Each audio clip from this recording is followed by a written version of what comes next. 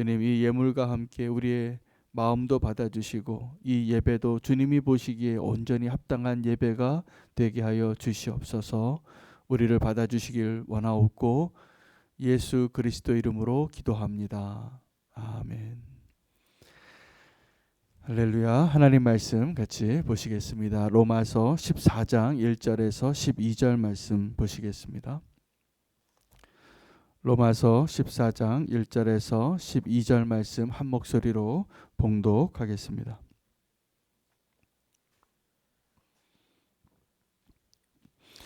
믿음이 연약한 자를 너희가 받되 그의 의견을 비판하지 말라. 어떤 사람은 모든 것을 먹을 만한 믿음이 있고 믿음이 연약한 자는 채소만 먹느니라. 먹는 자는 먹지 않는 자를 업신여기지 말고 먹지 않는 자는 먹는 자를 비판하지 말라. 이는 하나님이 그를 받으셨습니다. 남의 하인을 비판하는 너는 누구냐? 그가 서 있는 것이나 넘어지는 것이 자기 주인에게 있음에 그가 세움을 받으리니 이는 그를 세우시는 권능이 주께 있음이라. 어떤 사람은 이 날을 저 날보다 낮게 여기고 어떤 사람은 모든 날을 같게 여기나니 각각 자기 마음으로 확정할지니라. 나를 중히 여기는 자도 주를 위하여 중히 여기고 먹는 자도 주를 위하여 먹으니 이는 하나님께 감사하며 먹지 않는 자도 주를 위하여 먹지 아니하며 하나님께 감사하느니라. 우리 중에 누구든지 자기를 위하여 사는 자가 없고 자기를 위하여 죽는 자도 없도다. 우리가 살아도 주를 위하여 살고 죽어도 주를 위하여 죽나니 그러므로 사나 죽으나 우리가 주의 것이로다. 이를 위하여 그리스도께서 죽었다가 다시 살아나셨으니 곧 죽은 자와 산 자의 주가 되려 하심이라. 내가 어찌하여 내 형제를 비판하느냐? 어찌하여 내 형제를 업신여기느냐? 우리가 다 하나님의 심판대 앞에 서리라. 기록되었으되 주께서 이르시되 내가 살았노니 모든 무릎이 내게 꿇을 것이요 모든 혀가 하나님께 자백하리라 하였느니라. 이러므로 우리 각 사람이 자기 일을 하나님께 짓고 하리라. 아멘. 하나님의 말씀입니다. 오늘 바울이 구원받은 성도의 삶의 모습 가운데 우리에게 또 하나 굉장히 중요한 것을 요구하는 것은 형제를 비판하지 말라는 것입니다. 여러분, 우리가 너무나 쉽게 다른 사람을 비판하기 쉽습니다. 믿는 사람들의 눈은 또 기준은 다른 사람들의 기준보다 훨씬 높습니다. 그래서 누구를 판단하고 비판하는 것은 정말 사단이 우리를 돕는 것처럼, 왜냐하면 사단이 비판하는 자고 송사하는 자인데 우리에게 그 하나님의 조건이 다 갖춰져 있어요. 왜냐하면 우리가 생각하는 의로움과 옳다라고 생각하는 그 기준은 너무 높습니다.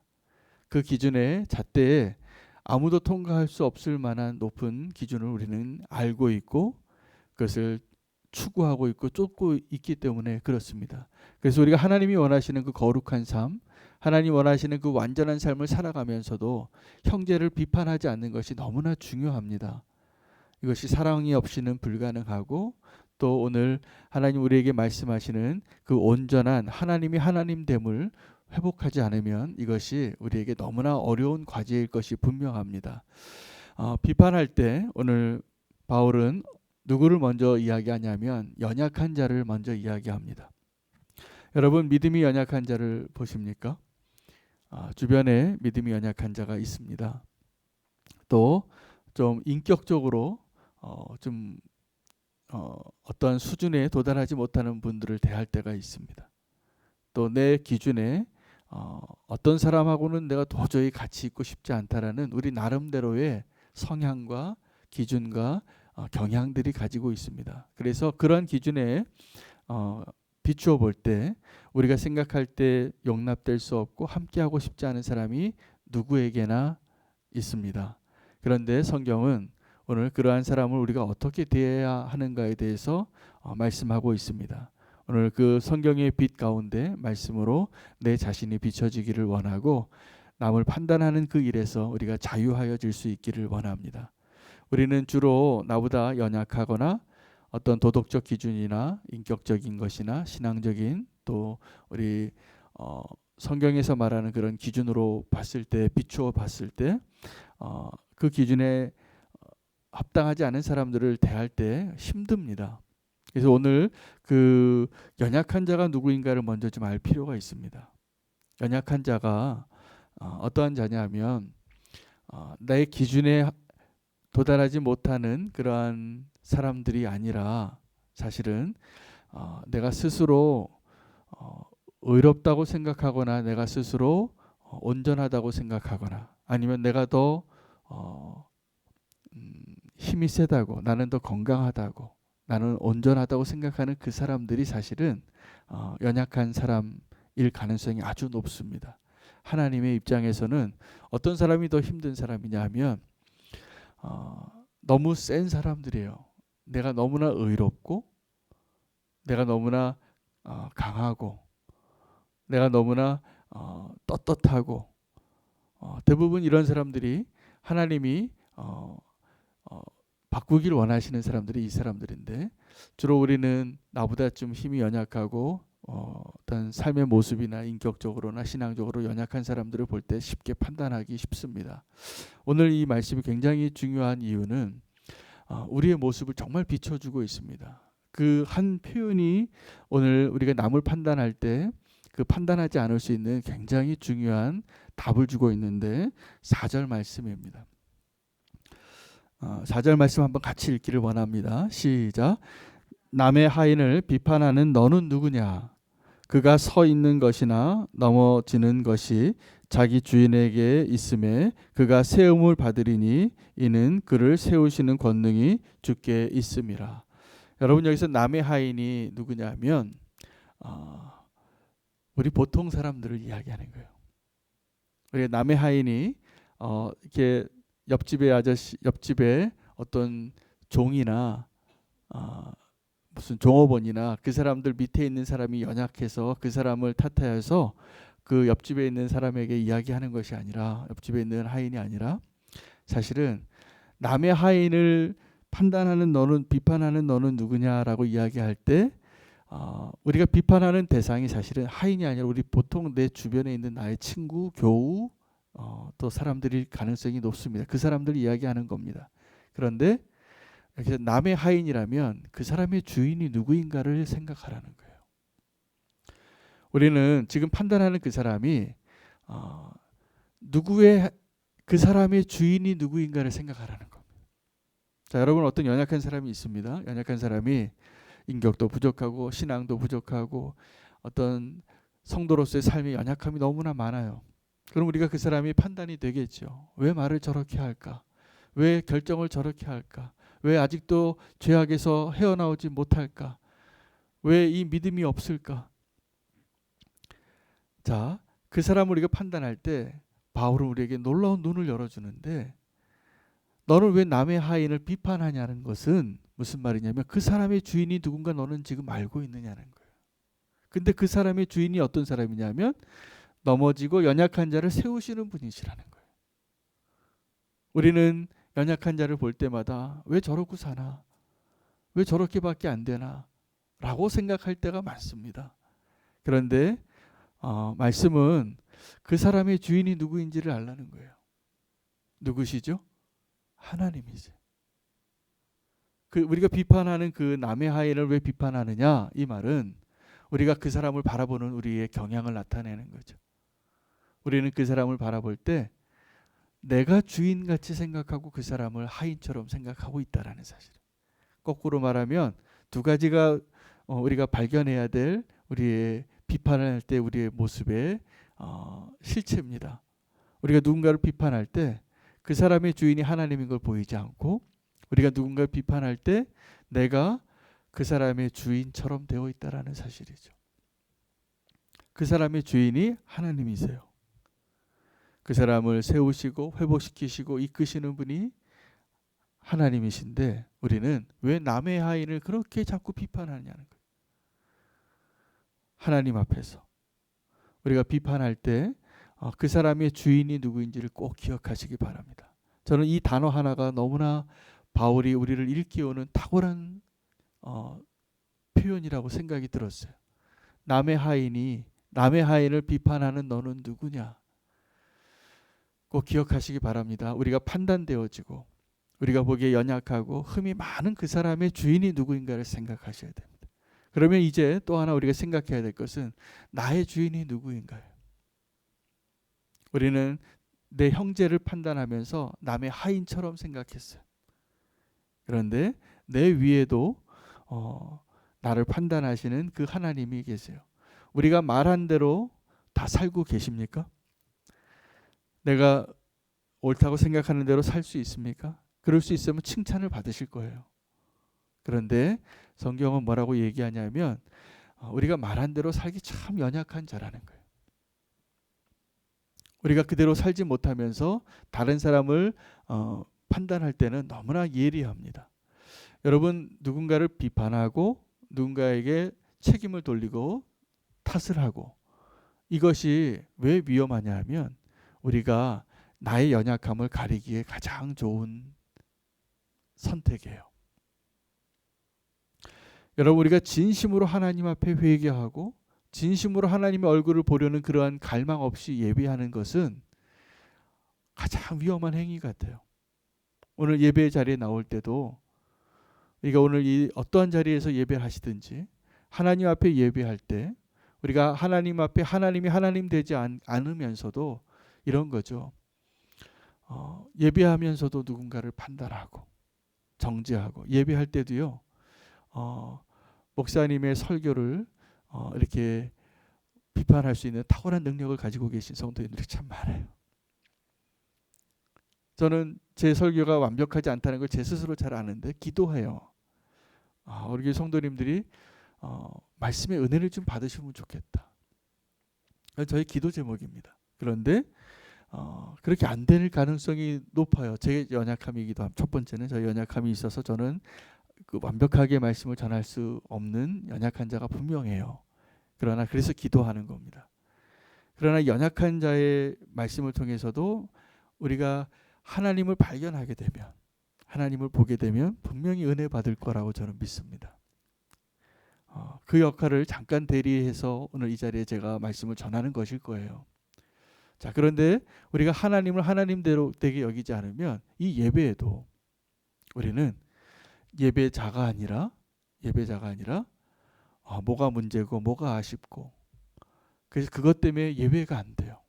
그것 때문에 기도가 안 되고, 그것 때문에 말씀이 안 들리는 무언가가 있다면 너무 안타까운 일입니다. 안타까운 일입니다. 우리가 주님 앞에 나올 때 예를 들면 제가 오늘 설교하는데 오늘 에어컨 소리가 이렇게 들려요. 그러면 이 에어컨 소리가 좀 안 나왔으면 좋겠다. 안 나오면 참 좋겠죠. 그러나 이 소리 때문에 내가 예배할 수 없다면, 아이가 울고 있어서 그 아이가 우는 것 때문에 예배하는 것이 어려워서 아이를 내쫓아야만 된다면,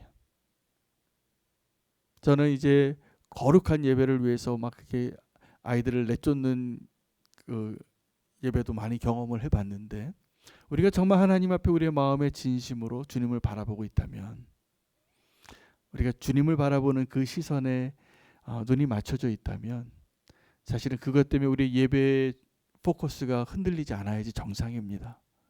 오늘도 마찬가지입니다. 우리가 주님을 향한 그 마음이 흔들리지 아니하고 온전한 예배자로 승리하시기를 축복합니다. 이것이 축복입니다.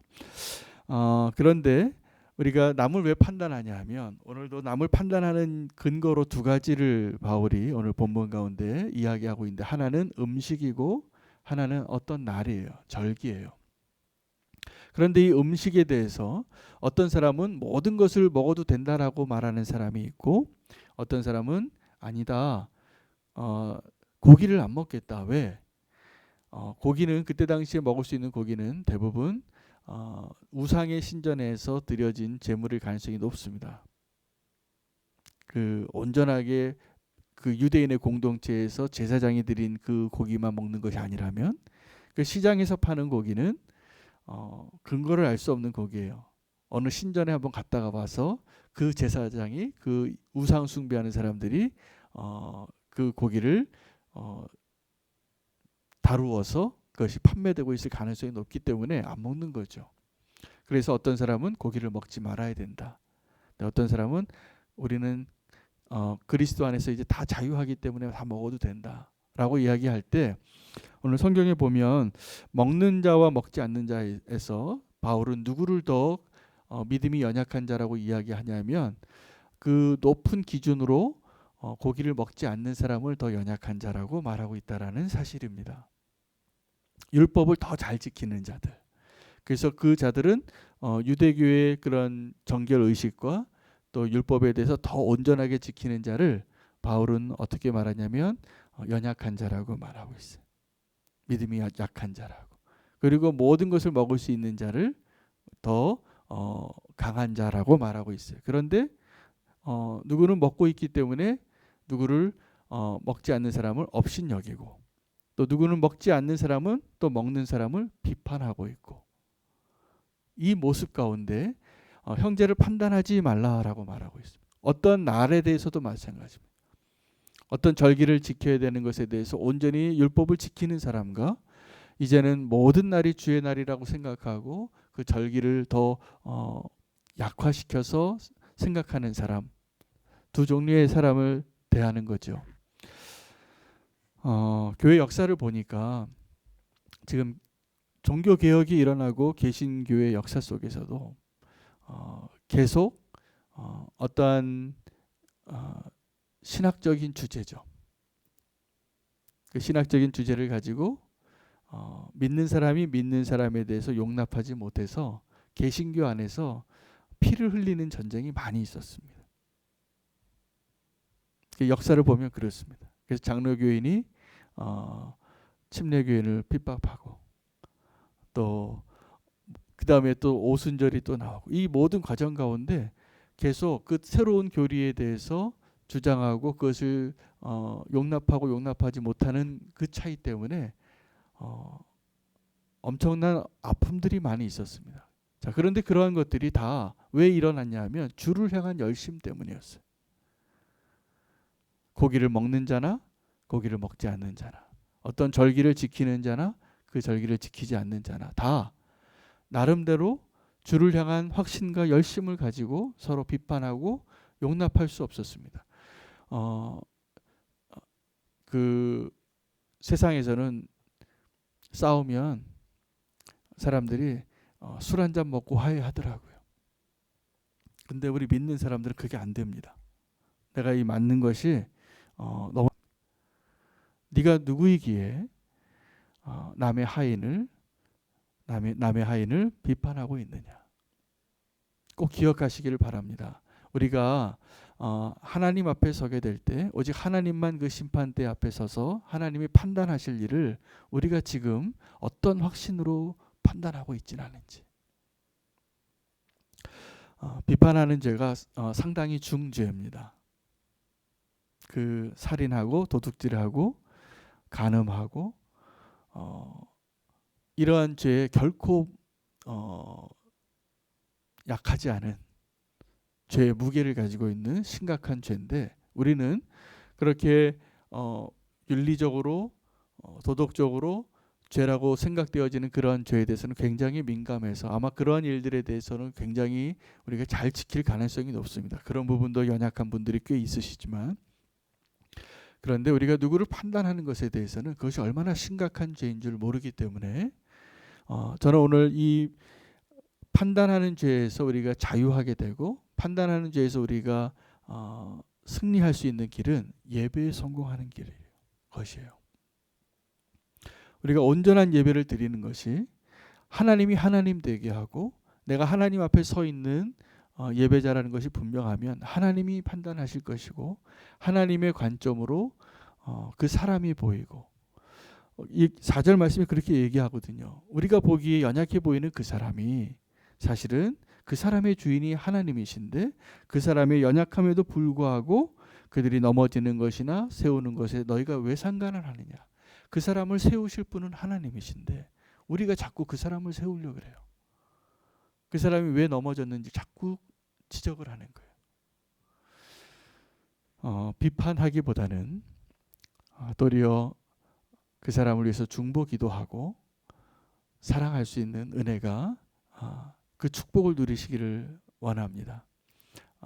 까딱하면 교회가 가장 은혜가 없는 장소가 될 수 있겠습니다. 교회처럼 비은혜가 가득한 곳이 없을 수가 있어요. 언제요? 우리가 우리의 기준으로 그런 율법적인 잣대로 하나님을 예배하는 자가 되려고 한다면, 하나님은 우리를 그렇게 원하지 않으실 거라고 저는 확신합니다. 하나님의 은혜로, 그러나 하나님 원하시는 그 거룩함과 의로움으로 나아가기를 축복합니다. 율법으로는 그것을 이룰 수 없다는 것을 로마서가 다 이야기해 줬어요. 그리고 오직 은혜로만 우리가 구원받게 된다는 것, 믿음으로만 구원받을 수 있다는 것 이야기했어요. 그런데 이제 우리가 살아갈 때 우리가 알고 있는 이 진리를 어떻게 적용하느냐가 이제 우리의 과제입니다. 이 일은 너무나 중요합니다. 제가 요즘 영성일기를 계속 쓰시자고 이야기해서 많은 성도님들이 영성일기로 컴백하신 것 같아요. 너무나 감사하게 생각하고, 제가 모든 성도님들의 그 영성일기를 읽으면서 요즘 너무나 감사한 제목이 생겼어요. 기도가 됐어요.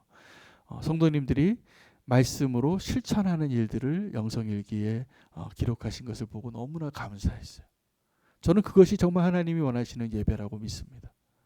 오늘 우리가 하나님 앞에 나와서 예배하는 자리에서 주님 앞에 은혜 받는 것, 여기서 절대로 멈추지 않으시기를 축복합니다.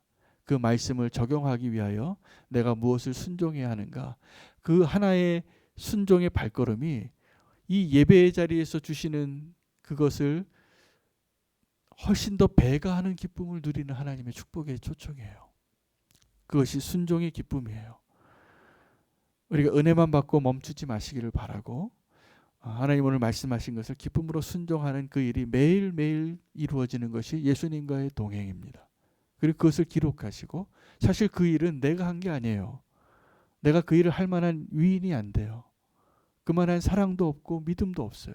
그러나 나와 함께 하시는 주님께서 그 일을 하시도록 어떻게 도우셨냐 하면 우리가 들은 말씀대로 순종하려고 할 때였다는 것입니다. 오늘 우리가 한 가지 또 기억하고 순종하기를 원합니다. 비판하지 않는 겁니다. 누군가를 비판하지 않는 겁니다. 비판되어지겠죠. 내 생각에는, 판단에는. 오늘 이 말씀을 기억하시기 바랍니다. 4절 말씀입니다. 남의 하인을 비판하는 너는 누구냐. 기억하시기 바랍니다. 우리는 하나님이 아닙니다. 누구를 판단할 만한 사실을 다 아는 것도 아니고요. 제가 요즘 우리나라가 너무 기도 제목이 되는 게 너무 시각이 다르니까 다른 사람의 의견에 귀 기울이는 것이 어려워졌어요. 정치적으로 또 신앙적으로, 교회와 세상의 그러한 관점에서도 그렇고, 여러분 귀를 한번 기울여 보시기를 원합니다. 그게 들려지기를 원합니다. 어떻게 하기 위해서? 우리가 비판하지 않기 위하여. 요즘은 너무나 비판하는 일이 너무나 날카로운 칼날로 서로를 비판하고 있는데 자기는 잘 안 보이는 것 같아요. 우리가 하나님의 은혜를 입은 자라면 오늘 비판하기보다는 내 모습 진짜를 하나님이 보여주시고 다시 한번 하나님의 은혜를 경험하는 자로 행복한 하루가 되시기를 축복합니다. 오늘 하루는 비판하지 않는 자로서 하나님의 은혜를 꼭 경험하시는 은혜를 더 풍성하게 누리게 되시기를 축복합니다. 우리 함께 기도하겠습니다. 하나님, 오늘 우리가 남의 하인을 비판하는 자가 되지 않기를 원합니다. 하나님 앞에서 내가 누구인지를 분명히 알고 하나님과 같은 말과 생각과 판단하지 않게 하여 주시옵소서. 주님 앞에 온전히 하나님을 하나님 되게 하는 자로 살게 하소서. 주 이름 부르고 기도하겠습니다. 주여, 하나님 오늘 이 시간에 하나님 주님 말씀하신 대로 남의 하인을 판단하는 너는 누구냐라고 말씀하시는 것처럼 믿음이 연약한 자나 하나님 또 삶의 하나님 모습이 연약한 자들을 내가 판단하고 생각하는 정죄하는 것이 아니라 하나님 앞에 내 모습을 정직하게 바라보고 나의 연약함을 주님께서 어떻게 은혜로 덮으셨는가를 생각하며 살기를 원합니다. 하나님, 나의 생각과 나의 말로 누군가를 판단하지 않고 또 그 가운데 하나님의 사랑을 발견하고 더 사랑하고 용서할 수 있는 하루가 되기를 원합니다. 하나님 판단하지 않게 하여 주시옵시고 은혜의 강물이 그 심령 가운데 흘러가게 하여 주시옵소서. 하나님 나와 생각이 다른 사람들의 의견이 들려지기를 원합니다. 하나님 내가 용납할 수 없는 그 사람과 함께 할 수 있는 은혜가 넘쳐지기를 원합니다. 하나님 내가 누구이기에 하나님이 사랑하셔서 그를 구원하기 위하여 독생자 예수 그리스도를 내어주신 그 형제를 내가 판단하고 있습니까? 하나님 정말 주의 사랑으로 판단하지 않냐고 하나님 함께 더불어 형제됨을 누리고 하나님 그 연약함을 나의 연약함으로 알아 도리어 함께 눈물 흘릴 수 있게 하여 주시고 함께 아파할 수 있게 해주시고 함께 그 연약함을 하나님 내가 도와서 그 무릎을 일으키고 주님이 행하시는 그 사람을 세우는 일 가운데 내가 있게